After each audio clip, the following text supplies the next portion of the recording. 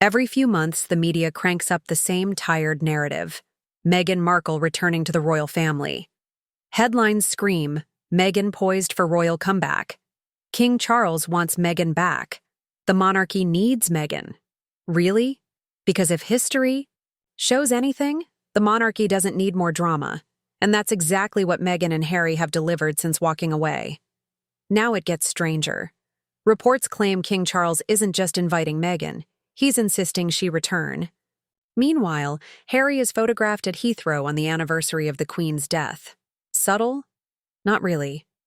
Especially when William and Kate honor her legacy at Sunningdale with dignity and quiet strength. The contrast couldn't be sharper. William and Kate embody stability, while Harry and Meghan lean into symbolic photo ops that feel more Hollywood than royal. And yet, the press insists Charles sees Meghan as essential. But ask yourself, does stability really come from the one who sparks endless chaos?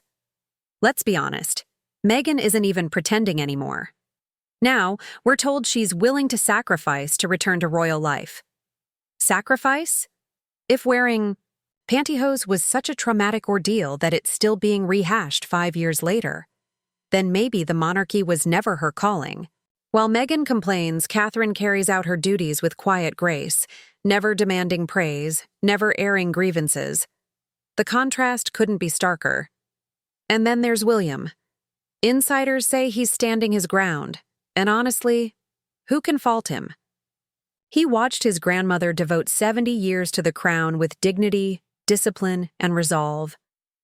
That legacy still shapes him, and now he's expected to accept Meghan strutting back in as if nothing happened? Not likely. William is protecting the monarchy, his wife, his children, and the future. Yet every time the press frames him as cold, they skip the crucial fact. Harry and Meghan were the ones who walked away. They left first. They chose freedom over duty. First, the Netflix deals, then the interviews. They dragged the family through the mud, and now, unbelievably, they want back in. The question is, why? The answer is simple. Their stock has plummeted. The brand they built on controversy is collapsing. Hollywood has already moved on, and political figures who once courted them are backing away. Even the Jamaican Prime Minister had to call King Charles after Harry and Meghan suddenly appeared and hijacked a red carpet. Think about that. An actual head of state forced to say, "Your son showed up uninvited and wrecked the optics." That's humiliation on an entirely new level, but the story doesn't stop there. Reports suggest Meghan isn't quietly hoping for a role. She's openly demanding a full return to royal duties. Not as a privilege, but as her right. She wants deference, bows, curtsies, the works, like nothing ever happened. And while the press runs endless puff pieces selling her as the monarchy's missing piece, the same outlets vilify William for holding firm. Protecting the crown shouldn't make him the villain. It's easy to forget that Harry and Meghan already had their royal chance. They were given everything: titles, a global stage, the goodwill of the public. And yet, they walked away, trading duty for Spotify contracts, Netflix deals, and an Oprah interview that scorched every bridge. Now, for reasons only he knows, King Charles still appears open to reconciliation. Maybe it's a father's love, maybe it's guilt, or maybe he simply craves peace. But being a father and being a monarch are two very different responsibilities, and William understands that distinction clearly. As future king, William is focused on the long game. He's determined to safeguard the monarchy, shield his family, and prevent the institution from spiraling into another Harry and Meghan circus. Meanwhile, Meghan's image has been strategically crafted: the misunderstood outsider, the trailblazer who dares to shake centuries of tradition. But look closer, and the truth is harder to ignore. Her brief time as a working royal wasn't cut short by headlines alone. It was plagued with tension and deeper conflicts that went far beyond "the press was mean." It was the kind of turmoil that left staff in tears, some resigning altogether, others demanding formal investigations. Yet even now, the palace refuses to release the full bullying report linked to Meghan's behavior, a silence that speaks louder than words. People continue to ask why the royal family won't address her actions publicly or disclose what really unfolded behind palace walls. The truth is, doing so could unleash a flood of revelations, including uncomfortable details about how the institution shielded certain royals, like Prince Andrew, while hesitating to confront the Meghan and Harry storm head-on. Still, silence doesn't make the public blind. Stories of Meghan allegedly throwing tea at staff or berating palace aides didn't just materialize from nowhere. They persist because they come from multiple independent sources with little to gain. And beyond behavior, there's the deeper issue of loyalty. Meghan didn't simply step away from royal life. She torched every bridge in her path, leaving the monarchy, the media, and even her own in-laws picking through the ashes she left behind. From the Oprah interview to the Netflix series to Harry's tell-all memoir, it has been an endless stream of accusations, half-truths, and pointed attacks against the very family that once welcomed Meghan into the fold. Even as Catherine quietly fought her battle with cancer, Meghan's circle seemed determined to fuel fresh drama. And that's the real problem. This isn't simply about family disagreements or sensational gossip. It's about someone who continues to tear down the very institution they once benefited from while still expecting an open door back inside. And then there's Harry. He doesn't escape blame. In fact, he may be the bigger disappointment. Unlike Meghan, he grew up inside the system. He knew the rules, the responsibilities, and the sacrifices that come with royal life. He witnessed firsthand the example of his grandmother, who carried the crown with dignity for 70 years. Yet, he chose to stand aside while Meghan trampled those values. Worse, he amplified it, turning personal grievances into profit, staging high-profile returns, and hoping photo ops could repair the damage. But the truth, no one's buying it anymore.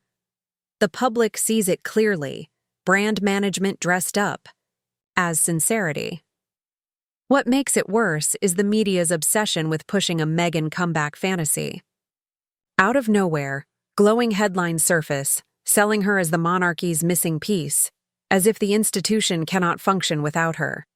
And the timing is always suspect, just before major royal events or solemn occasions like the Queen's death anniversary. Suddenly there's a flood of PR spin. Meghan is open to returning, ready to forgive, or willing to sacrifice. But who exactly is supposed to be forgiven? From most people's perspective, Meghan hasn't earned her way back, not even close. And even world leaders are starting to distance themselves. When Harry and Meghan turned up in Jamaica earlier this year, they staged a red carpet moment that looked official. Yet reports later confirmed it was completely uninvited. The Prime Minister hadn't even been notified. That wasn't diplomacy. It was embarrassment, another self-made spectacle that only damaged their credibility further. It was yet another example of their trademark move, arriving uninvited, making the moment about themselves, and leaving others scrambling to repair the optics. According to reports, the Jamaican ambassador even contacted the palace directly to stress, "This wasn't our doing." That statement alone says everything. These are not the actions of people who value boundaries, traditions, or diplomacy. They are the moves of two individuals unwilling to accept that the spotlight no longer belongs to them. Prince William's resolve, however, isn't driven by anger. It's grounded in reality. He knows exactly what's at stake. The monarchy isn't some stage for redemption arcs or celebrity reinventions. It's a centuries-old institution that survives only through consistency, discipline, and trust. Inviting back two people who deliberately undermined those values isn't brave. It's dangerous. It's self-inflicted damage.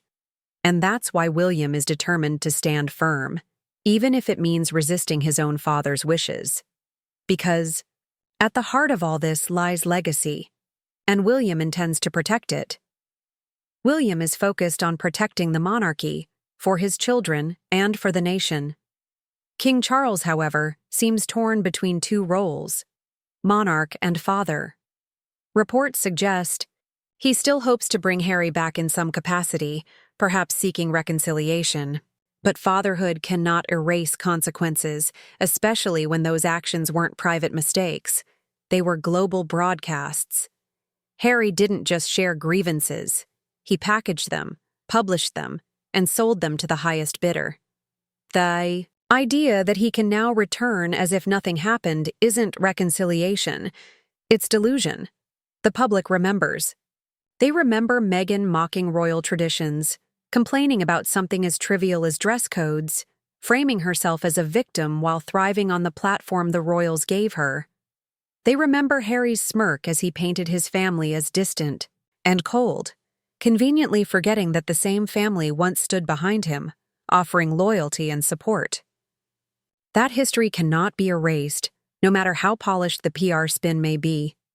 What the public hasn't witnessed is sincerity, no heartfelt apology, no true reflection, no genuine effort to repair the fractures left behind.